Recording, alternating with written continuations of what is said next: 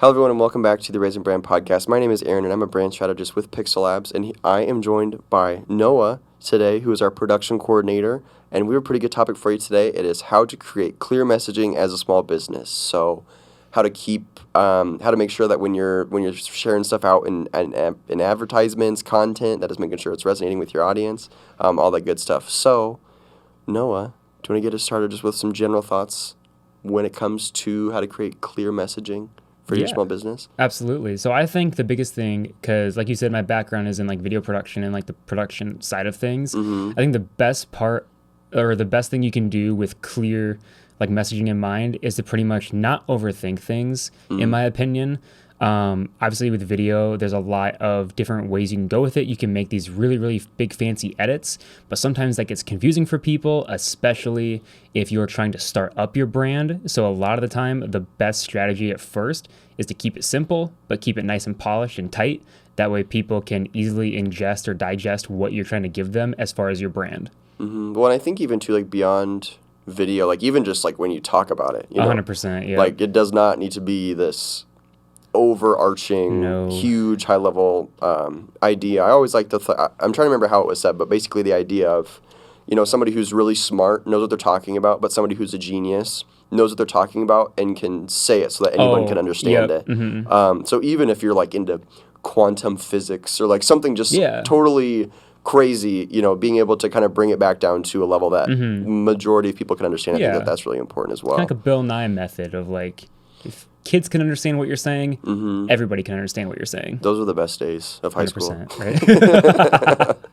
When Bill Nye would pop on, oh my gosh, everybody chanting the theme song. You know it. Oh my goodness. Well, and so I think one thing that's important to consider, first and foremost, is the audience. Yes, audience is huge. Well, and there's so many different aspects of that. There's, what are the words that are commonly used? Because that kind of varies generation to generation. 100%. No cap. No cap. See, okay, slang, though, is something where I would say if you're starting your brand, be very cautious of that. Ooh, good point. Like, I agree. From that joke, let's grab some actual wisdom of, like, honestly, like, so you see, I think this is where kind of my mind goes with this. You see big brands all the time make those jokes of like, they might have like the trendy people on. The biggest thing is, I'm weirdly dating myself because I'm not even this old, but like the "What's Up" commercial with Budweiser. That was something it was young people saying on the commercial. They all picked up their landline phones and were like, "What's up? What's up?" Like that is the whole shtick of it. And that became a greeting amongst young people during that time. But that establishes the whole thing of Budweiser in that commercial, in that sense, in that little world. For young people, they're goofy. They pick up the phone and they say this weird hello to each other.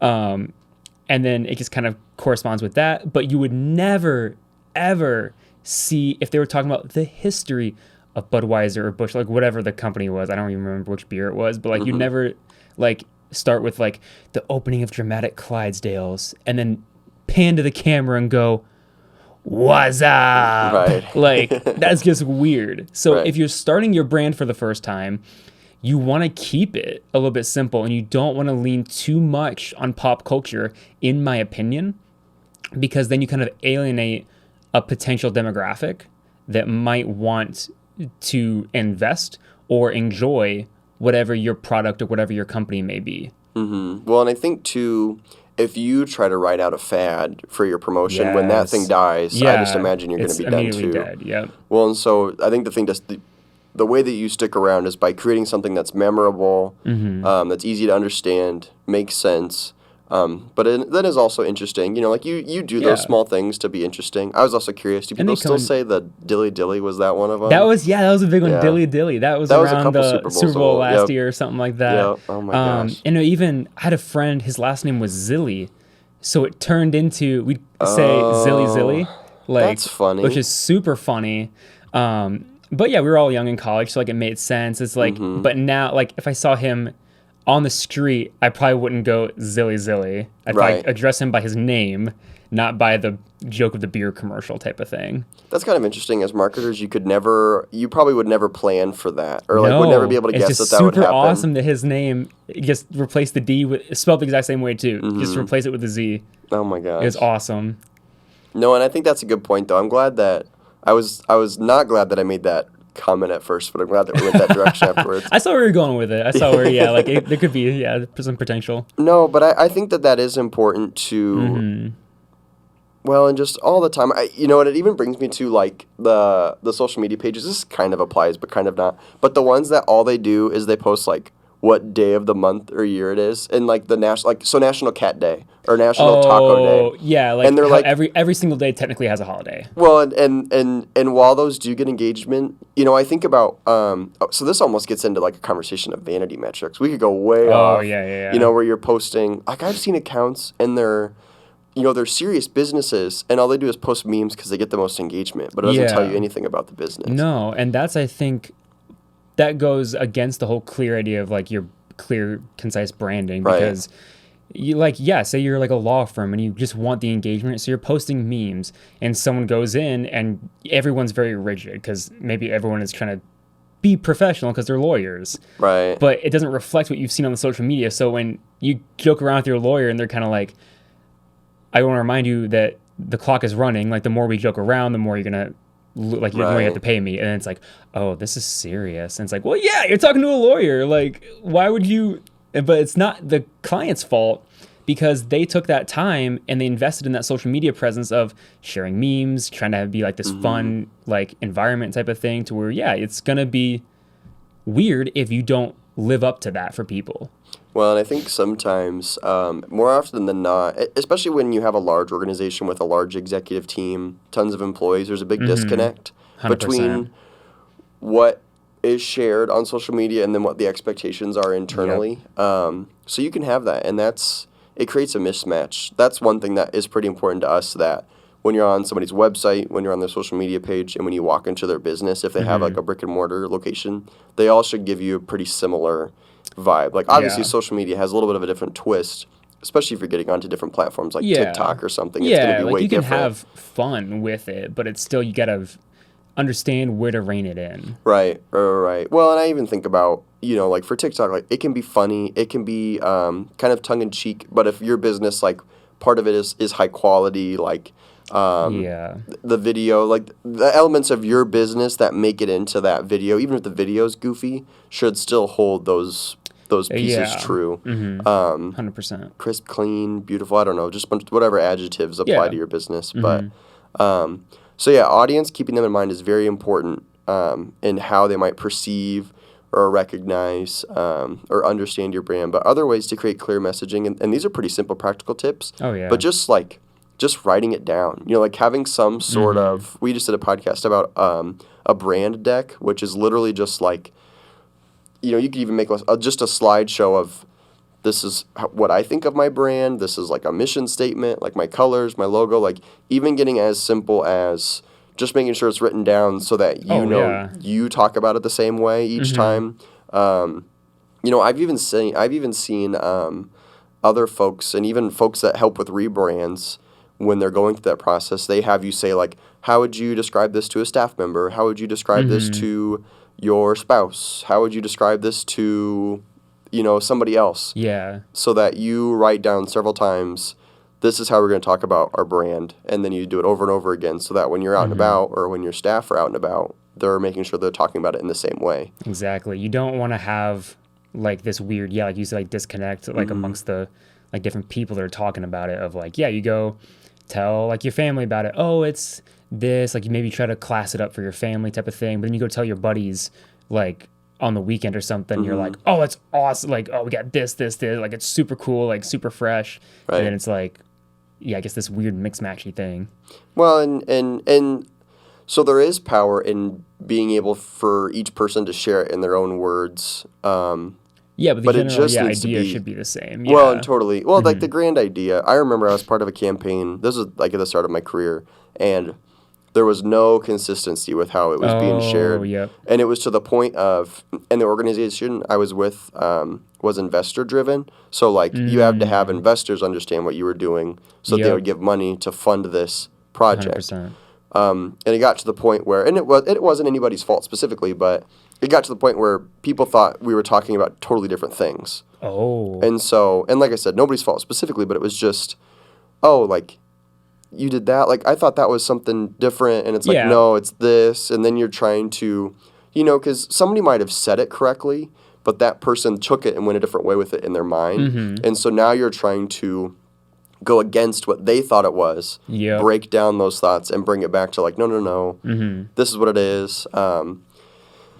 And so like that's just something to keep in mind, especially when you're selling and trying to understand what folks are thinking. But 100%. Well, I think just like you said, like writing stuff down is just an awesome thing to do in general. Like especially when talking about your brand and stuff like that, and like just even like my dad was in sales and stuff like that, and so he whenever I had to do Boy Scout selling, he had me run through the pitch. So in a very similar way, I wasn't changing it every single time.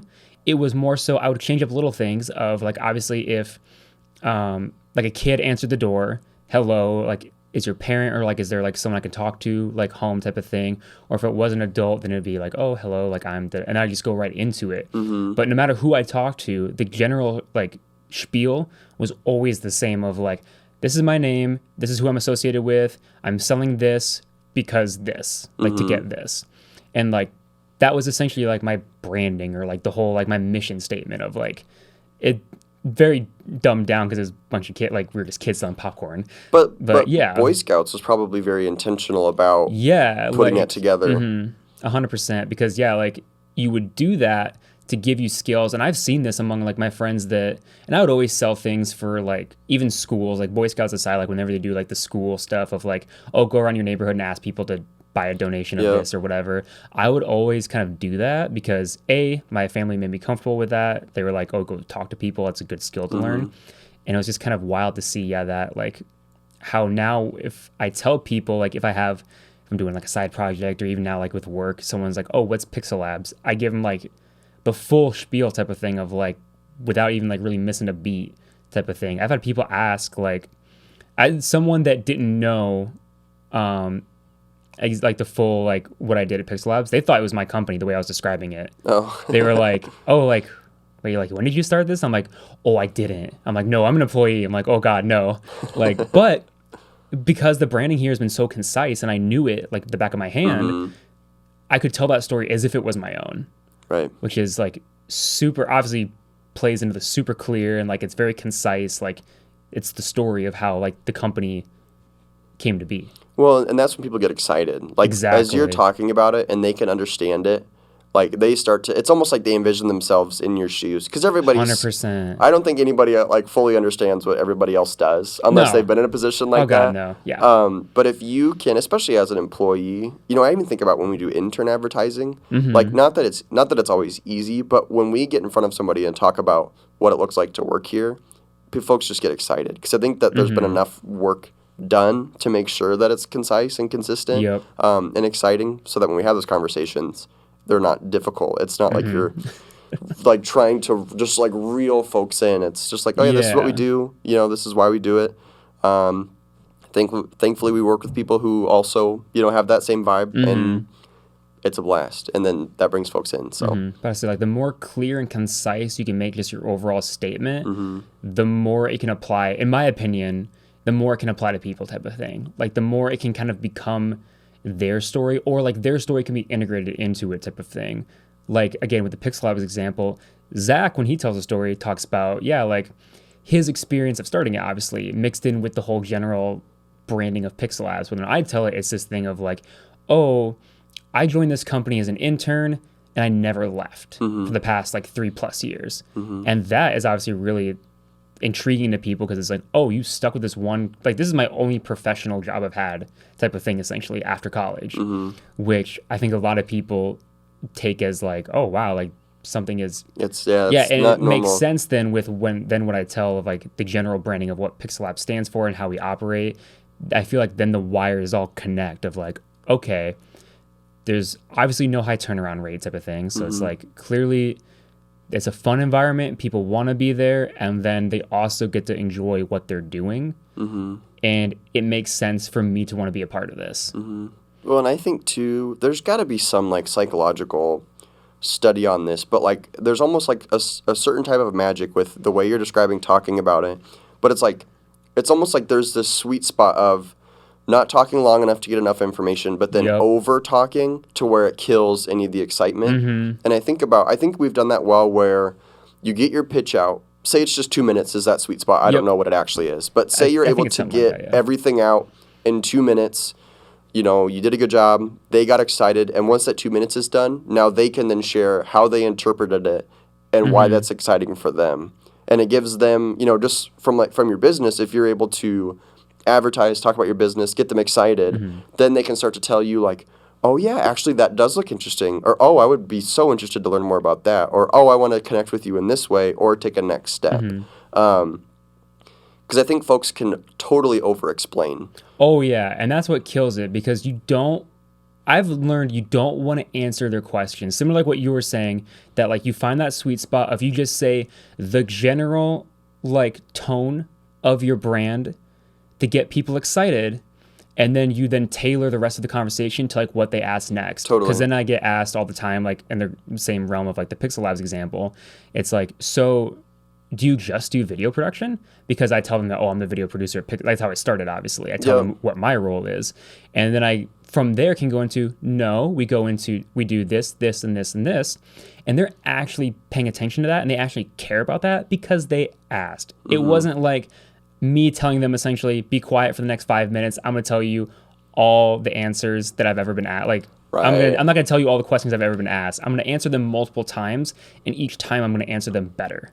Right. Well, and it seems like if that's the way in my experience, when somebody approaches it like that, it's almost out of desperation, like hoping to overdo it. Yeah, like, oh, we also do web development. We also do photos. We also do graphic design. We can build your brand from scratch. We can do this. We can do that. It's like, whoa. It's like, dog, I have a side project. Like I just need a logo. I just didn't know. You said you were in video production. I didn't know if you guys did graphics. And at that point, then it becomes like oh, I could never work with you. Again, it depends on who you're in front of. Yeah, depending on small businesses especially. Oh, yeah. If they might just want that graphic stuff, but if they're talking to me at a shoot that's for video production and they're thinking of their own stuff, and then, like I come at them with like, oh, we do all of this, like, because we do extensive stuff with clients if they want it. We can also do like very little to some degree, like depending on what they have in mind and like obviously what their budget and stuff is. But for a small business, if you come in saying, oh, we can do all of it for you, immediate thought in your head is probably going to be, I can't afford that. Well, yeah. Like it's going to be like, and they're going to be turned off by it because then it's going to turn into, well, maybe someday I can work with you guys. But it's like, no, the someday can be today. You just have to explain that well with the concise and clear model of we can tailor the experience to you. It's just a matter of like what you need and kind of, like what everything else will like come out to. Totally. And what I hear you saying, like really it just comes back down to marketing funnel basics. Exactly. Like your whole, okay, so say, you want to lead gen or bring people to you, like every point in the process should just be interesting enough, engaging enough, and easy enough to understand to get somebody to go to the next step. Like you don't need to answer all 50 questions of the marketing funnel at the top. You know what I mean? You're talking to somebody who maybe they were a little interested but realized like, and they just want to be done. They're the 100%. Out of the 1,000 people that would get at that top level, they're the 800 that are not going to take a next step. They and might you're have just been wasting your asking time. to be nice. Well, like, totally. And that's what sucks is if you grab people in for the whole spiel and they're like, oh God, I guess I was just curious. Well, and then they, and this stuff's hard to measure, but it's true. But like they might go talk to somebody else and be like, oh yeah, that guy didn't listen to me at all. And 100%. Just talked the entire time. Yep. It's unfortunate. I've been in so many meetings where it's just like, it's been an hour and this guy's still talking. I've not answered a question. It's not clear. It's not concise. Well, and it's kind of funny, like being in marketing and kind of sales, like, and you're sitting across the, like Michael Scott, like, it is so insulting when you're a good salesman and you're like having to listen to a bad salesman or something. But yeah, it's just like you get to a point where it's like, you should have asked me a question by now. You know what I mean? Right. Nothing but. So no, I think that's a really good reminder for keeping your messaging clear, keeping your audience in mind. Did you have anything else or any other thoughts on this topic? We've kind of covered a lot, and I love that we actually spent time in different areas than I thought we would. Yeah. I think that it's been really helpful, but is there anything else you can think of as it relates to keeping your message clear? I think kind of what we've talked about, the whole thing of you just got to not overshare, but then not undershare. It's like you got to keep it exciting enough, But then, yeah, you don't want to, if someone wants to walk away after a minute, like let them type of thing. You shouldn't, your strategy should not be to keep someone just around for as long as possible. No. And I think, just like what you said, like consistency, keeping it simple, that's just so important. 100%. I can't remember who said it, but it was when I was learning a lot of the website design stuff, and it was something along the lines of like 90% of the time, the issue with your website isn't that it like needs more words or whatever. I can't remember exactly how to say it, but like I think I kind of the majority of the time, adding more words to your website is not going to fix the issue. Yeah, like if you're not getting enough clicks, you don't want to start adding in just more fun like words or fun like or things that describe it. Like, oh, Pixel Labs, like creativity. And it's like, oh, we're not getting a lot of clicks on that. It's like video production, marketing, strategy, da-da-da-da-da. It's like if we just tell them everything, we'll just get more clicks, right? And it's like then it just looks bad. Well, and it goes back to that, like, all we're doing is getting you to the next step. Because they talk about home pages. You know, some folks try to put every single thing that they do and every single everything on their homepage. It's no. Just give them enough and keep it simple so that if they want something specific, it's easy to find and they don't have to dig. Especially in the world of like mobile stuff. Like if if that pops up on your phone and you're scrolling for half an hour, I've been on those sites, it's the worst. No, and you can't find it. And it's, especially if it's something you need. You know what I mean? Like, if it's like a bill or something random. It's so easily to miss because especially if you're scrolling on your phone or something, or even on your computer, if you start scrolling fast because you're like, that's not it. You get to the bottom and you're like, it's not here. Right. Like, it needs to be, it should be here. Like, and then you have to go back through it again and it's like, okay, I found it. It's like, that should have been a tab. No, I know. It's like, that should have been easy to find. But yeah. Anyways, thank you all for joining us for this episode of the Raisin Brand. Make sure you check out our YouTube page where we have these recorded in video. But we look forward to seeing you next time. Take care, everybody. Thank you for listening to this episode of the Raisin Brand podcast powered by Pixel Labs. Remember to subscribe to stay up to date on all things Raisin Brand.